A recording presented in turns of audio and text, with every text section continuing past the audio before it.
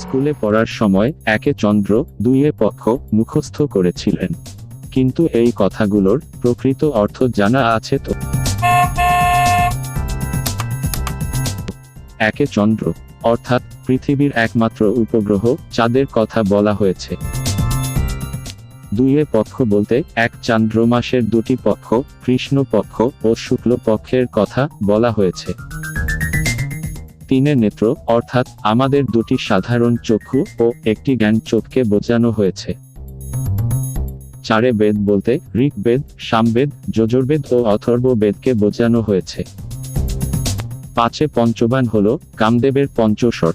এগুলো হলো সম্মোহন, উন্মাদন, শোষণ, তাপন ও স্তম্ভন। ছয়ে ঋতু হলো গ্রীষ্মকাল, বর্ষাকাল, শরৎকাল, হেমন্তকাল, শীতকাল এবং বসন্তকাল। সাতে সমুদ্র হলো পুরাণে বর্ণিত সপ্ত সাগর। এগুলো হলো লবণ সাগর, ইক্ষু রস সাগর, সুরা সাগর, ঘৃত সাগর, দধি সাগর, ক্ষীর সাগর ও মিষ্টি জলের সাগর।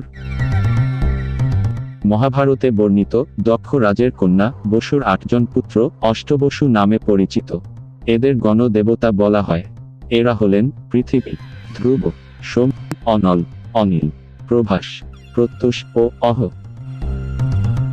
নবগ্রহ বলতে ভারতীয় জ্যোতিষ শাস্ত্রে উল্লিখিত 9টি গ্রহের কথা বলা হয়েছে।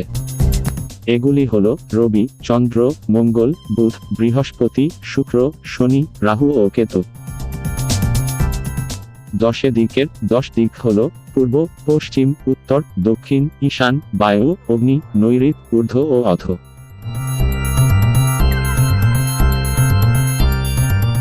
সবার আগে আপডেট পেতে আলোকপাত চ্যানেল সাবস্ক্রাইব করে পাশের বেল চিহ্নে ক্লিক করুন। ভিডিওগুলি লাইক ও শেয়ার করুন। এতে আমরা আরো নতুন নতুন মজাদার কাহিনী আপনাদের সামনে তুলে ধরার উৎসাহ পাব। ধন্যবাদ। এ সম্পর্কিত কোনো তথ্য আপনার জানা থাকলে অবশ্যই নিচে কমেন্ট বক্সে জানান।